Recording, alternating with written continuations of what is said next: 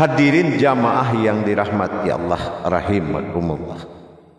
Berbicara tentang mengenai sebuah pemahaman, perlu kita ingat kembali yang dikatakan oleh Al-Quran, berkalam Allah pada Al-Quran dalam wahyunya kepada Rasulullah. Ya ayyuhallazina amanu. Wahai orang-orang yang beriman. Seperti apa sebetulnya wujud orang beriman itu? Seperti apa yang dimaksud oleh Allah? Bentuk orang-orang yang beriman itu seperti apa? Apakah orang yang beriman itu orang yang rajin? Apakah orang yang beriman itu adalah orang yang takwa? Apakah orang yang beriman itu adalah orang yang patuh? Apakah orang yang beriman itu adalah orang yang belajar? Apakah orang yang beriman itu orang yang sudah tahu? Atau orang pilihan? Atau apa yang dimaksud orang beriman? Sementara di dalam hukum hijaiyah, iman yang dimaksud oleh firman itu amanu. Ya, iman yang dimaksud oleh Allah dalam Al-Quran, ya ayyuhallazina amanu. Seperti apa yang amanu itu, kodratnya seperti apa? Kalau dalam hukum harfiah, kita lihat hijaiyahnya sudah lari dari ketentuan tulisan. Wahai orang-orang yang beriman, qiraatnya. Tapi tulisannya ya amanu. Kenapa tidak ya ayyuhallazina imanu?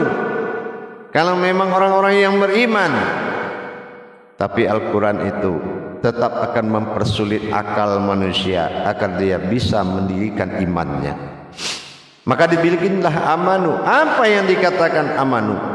Amanahnya seperti apa? Nah, kita pernah dulu mengkaji di tayangan berikut sebelumnya. Yang dikatakan amanu itu aminun. Aminun itu amanah. Amanah itu imanah. Imanah itu aman. Jadi orang yang percaya kepada amanahku, itulah orang yang aman. Orang aman itu orang selamat. Selamat itu Islam.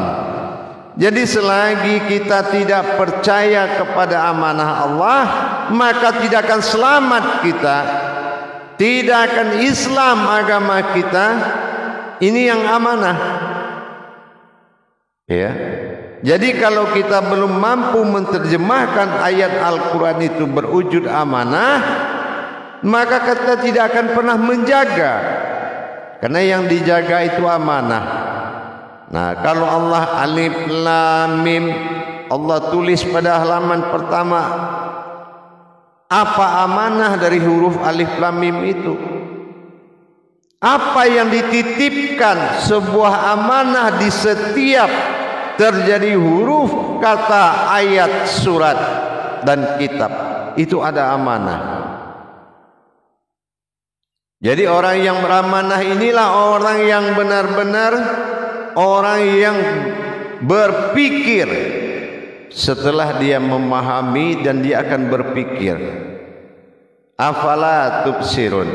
Tapi kalau dia tidak berpikir, Al-Quran ini bukan milik orang yang tidak berpikir, tapi milik orang yang berpikir. Orang yang berpikir itu artinya seperti tadi. Kenapa imanu ditulis amanu? Nah, seperti apa amanah ini? Yang amanah itu apa? Yaitu dikerjakan oleh syariat dan dituangkan di dalamnya amanah. Jadi dikerjakan secara syariat, diperlihatkan isyarat mengangkat tangan. Tapi apa amanah yang ada di dalam kita mengangkat tangan tersebut? Nah, itu salah satu contohnya. Begitu juga dikala kita beribadah zikir. Nah, dikala kita melihat wujud ayat yang akan menjadi pokok pencarian zikir, tapi amanahnya di mana? Amanahnya apa yang diamanahkan di dalam ayat, yaitu zikir. Zikir itu amanah. Nah, kalau kita tidak tahu amanah-amanah yang ada di dalam syariat, maka kita akan mengerjakan syariat berupa peraturan, bukan berupa amanah. Kalau berupa amanah berarti kita mengerjakannya harus dengan ilmunya. Kenapa? Karena di dalam tersurat itulah Allah menyimpan sesuatu yang tersirat. Ini yang dikatakan amanah. Tapi kalau kita belum bisa menjalankan amanahnya, nah ini juga akan sulit mendapatkan kebenaran apa yang kita kerjakan. Jamaah yang dirahmati Allah rahimakumullah.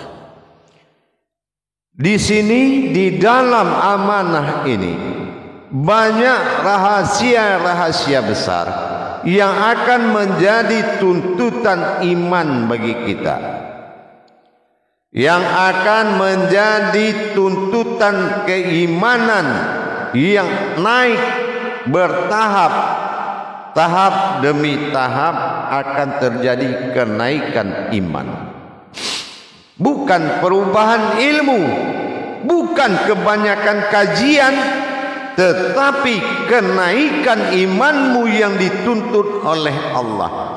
Setinggi apa kita bisa mengikuti amanah Allah dengan iman kita?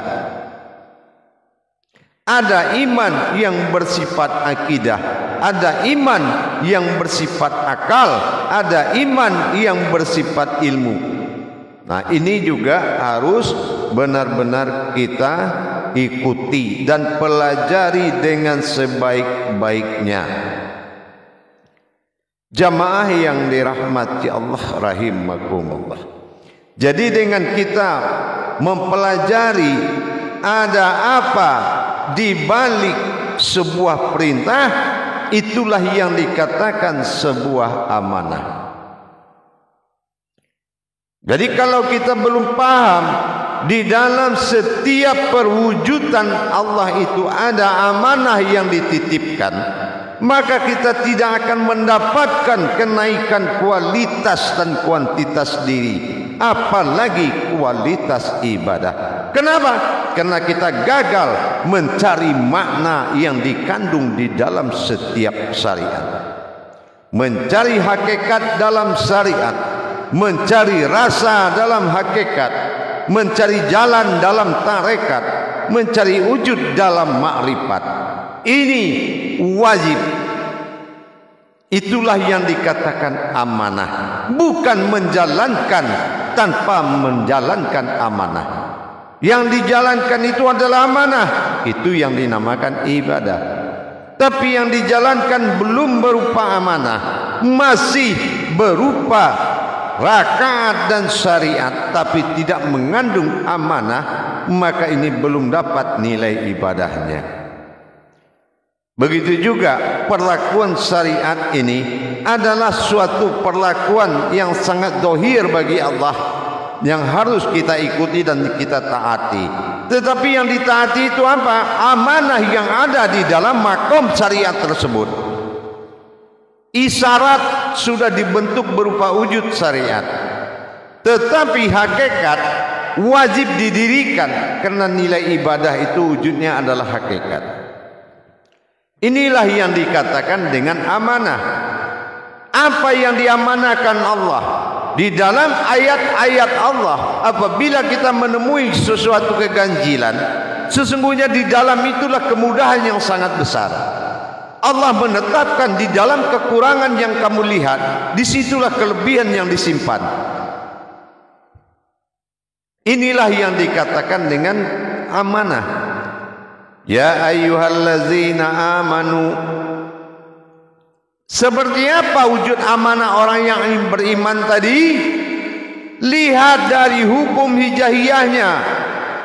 Di hukum hijaiyah kita sudah melihat amanu, artinya berhasilnya orang mendirikan hakikat amanu tadi. Apa yang dikatakan hakikat amanu? Hijaiyah mengatakan wujud am, wujud an, dan kasrah. Domah berdiri, alif pada u. Artinya wujud batin yang terlihat, berdiri rahasia Allah yang telah kukuh. Ini yang dikatakan wujud yang sudah aman. Wujud diri amanu. Ingat, amanu inilah kodrat orang yang beriman itu. Itu rahasia wujud orang yang beriman itu. Mawujudnya bisa terlihat dalam wujud am, dan yang berdiri adalah batin yang terlihat disebut an. Sementara u adalah kasrot alif domah u, artinya sudah naik sifat tersiratnya Allah di dalam wujud batin yang terlihat. Itulah wujud diri rahasia. Sir amanu, inilah yang boleh digerakkan dalam din. Dal alif nun, dal perjalanan, alif sir Allah adalah batin, sementara nun adalah hayat. Bagaimana digerakkan hayat Allah ini kepada alam rahasianya? Bagaimana menggerakkan alam Allah ini kepada rahasianya? Din, itulah Islam. Itulah tajalli yang paling kuat. Inilah tajalli yang paling afdol. Maka kita harus melihat ke arah potensi positifnya, yaitu bertajalli kepada Allah. Jamaah yang dirahmati Allah rahimakumullah, itulah wujud yang dikatakan amanu. Mana orang-orang yang sudah aman? Mana yang amanu itu kata Allah ada orang yang sudah berdiri, betul-betul dirinya menjadi hakikat. Tapi kalau semuanya belum terjadi hakikat, maka ini yang dikatakan sebuah aib kepada Allah. Kesombongan di mata Allah adalah orang yang merasa dia ada di samping Allah. Ini adalah kesombongan. Tapi kalau orang itu benar, maka dia orang yang benar di mata Allah adalah orang yang sedang tidak lagi melihat dirinya di sisi Allah. Inilah yang baru benar. Ini yang dikatakan penglihatan Allah, ma'rifatullah. Yang dilihat hanya Allah. Itulah hakikat Allah. Bukan wujud, tapi ini adalah hakikat. Jamaah yang dirahmati Allah rahimakumullah. Jadi menjadi orang yang aman, amanu, imanu, amanah, aminun, itu tidak semudah apa yang kita pikirkan. Jadi mencapai titik keselamatan, baik yang diamalkan, baik yang mengamalkan, perlu belajar dan perlu meningkatkan pemahaman melebihi kemampuan akal dan pikiranmu. Jamaah kaum muslimin dan muslimat rahimakumullah, insyaallah mari selalu kita tegakkan keimanan kita kepada Allah. Imanullah, ingat, kalau imanullah batin kita yang ditanya, imanudin iman kita yang ditanya. Iman kita sasaran Islam dan imanullah batin sasaran Tuhan. Ini juga harus kita kukuhkan di dalam diri kita, di dalam mencapai tauhid ilahiyah kepada Allah. Untuk beriman, untuk mengetahui siapa Tuhanmu, perlukah kamu memenuhi syarat? Perlu. Tapi Allah pun sudah mempersiapkan sebuah wujud yang memenuhi syarat sesuai dengan kodratnya, adalah diri yang didirikan, diri yang berdiri, dan diri yang sebenar-benar diri. Inilah yang menjadi kodrat utama di dalam pencarian jalan-jalan bermujahadah kepada Allah. Jadi tidak mudah jamaah kita menjalankan amaliyah, tidak mudah.